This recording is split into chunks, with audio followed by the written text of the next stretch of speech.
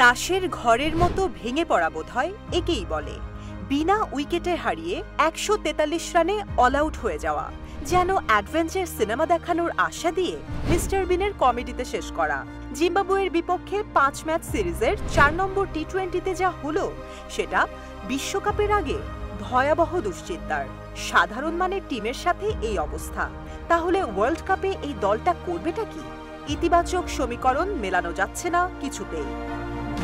মিরপুরের শেরেবাংলা স্টেডিয়ামে নাজমুল হোসেন শান্তরা কোনো উইকেট না হারিয়ে ১০১ রানের স্কোর থেকে পরবর্তী ৪২ রানের ব্যবধানে হারিয়েছে শেষ ১০ উইকেট। টস জিতে আগে ব্যাট করলেই দেখা যাবে ব্যাটিং অর্ডারের আসল সামর্থ্য, এমনটা বলছিলেন অনেকেই। ৪ নম্বর ম্যাচে জিম্বাবুয়ে টস জেতার পর এসেছে সেই উপলক্ষ। বেরিয়ে পড়েছে বাংলাদেশের ব্যাটিং অর্ডারের আসল অবস্থা। যদিও ম্যাচের অর্ধেকেরও বেশি সময় ১১ ওভার ২ বল অবধি মনে হচ্ছিল বিশ্বকাপের প্রস্তুতির শেষটা দারুণ হতে যাচ্ছে। এরপরেই ঘটে অবিশ্বাস্য ঘটনা। ১৮০ থেকে ১৯০ রান সংগ্রহ করার সম্ভাবনা জাগিয়ে ১৪৩ রানে অল আউট হয়ে যায় টাইগাররা। বিকাশে কম খরচে ক্যাশ আউটের লিমিট বেড়ে ৫০,০০০, প্রিয় এজেন্টও ২টা। টানা ব্যর্থ হওয়া ওপেনার লিটনকে ছাড়াই এই ম্যাচে একাদশ সাজিয়েছিল টাইগাররা। সৌম্য সরকার আর তানজিদ তামিমকে নিয়ে ভালোই এগোচ্ছিল। বাংলাদেশের টিম ম্যানেজমেন্ট সূত্র বলছে, ওয়ার্ল্ড কাপে এই কম্বিনেশন নিয়েই ওপেনিং স্লট সাজাবে টাইগাররা। লিটন এই ম্যাচে না থাকলেও বিশ্বকাপ ম্যাচের একাদশে যদি সুযোগ পান, থাকবেন মিডল অর্ডারে। নাজমুল শান্ত হয়েছেন আবারও ব্যর্থ, যেটা বড় দুশ্চিন্তার কারণ। সাম্প্রতিক সময়ে জাতীয় দলের জার্সিতে টি-20তে সেভাবে রান পাচ্ছেন না সাকিব আল হাসান। তিনি ফিরেছেন ১ রান করে। প্রথম ৩ ব্যাটার ছাড়া ডাবল ডিজিটে পৌঁছায়নি বাকি ৮ জনের রান। বিশ্বকাপ খেলা হবে ড্রপ ইন পিচে।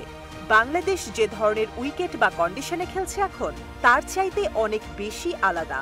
নিজেদের পছন্দ মাফিক পিচ বানিয়েও সুবিধা করতে পারছে না টাইগাররা, বিশেষ করে ব্যাটিংয়ে। যদিও শুরুতে জিম্বাবুয়ের সাথে ম্যাচ খেলাটাকে বাংলাদেশের জন্য আদর্শ মনে করেননি অনেকে, তবে বাস্তবতা হলো দুই দলের মানের মধ্যে আকাশ পাতাল ফারাক তো নেই। অফ ফর্মে থাকা ব্যাটারদের দেওয়া সুযোগ কাজে লাগিয়ে ম্যাচের নাগাল অন্য যে কোনো টিম থাকলে নিয়ে নিত। জিম্বাবুয়ে বলেই হয়তো ম্যাচ সিচুয়েশনে নিয়ন্ত্রণ নিতে পারেনি। গড়পড়তা মানের ব্যাটিং প্রদর্শনী ছাড়াও সিরিজ জুড়ে জিম্বাবুয়েকে ক্যাচ ধরার সুযোগ দিয়েছে বাংলাদেশি ব্যাটাররা, তবেই সেগুলো নিতে পারেনি সিকান্দার রাজারা। বাংলাদেশি ব্যাটাররা না পারছেন ধরে খেলতে, না পারছেন মেরে খেলতে। টিমের গেম প্ল্যানটা কি? বিশ্বকাপে তারা কি কৌশলে খেলবে, সেটা পরিষ্কার নয় কারো কাছে।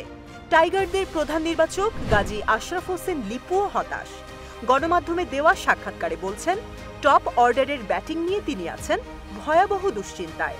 জিম্বাবুয়ে অভিজ্ঞতায় পিছিয়ে বলে হয়তো টেনে টুনে পারা গেছে, তবে এরকম সুর লয় তালবিহীন ব্যাটিং নিয়ে বিশ্বকাপে এগোনোর আশা মনে হচ্ছে স্রেফ মরীচিকা।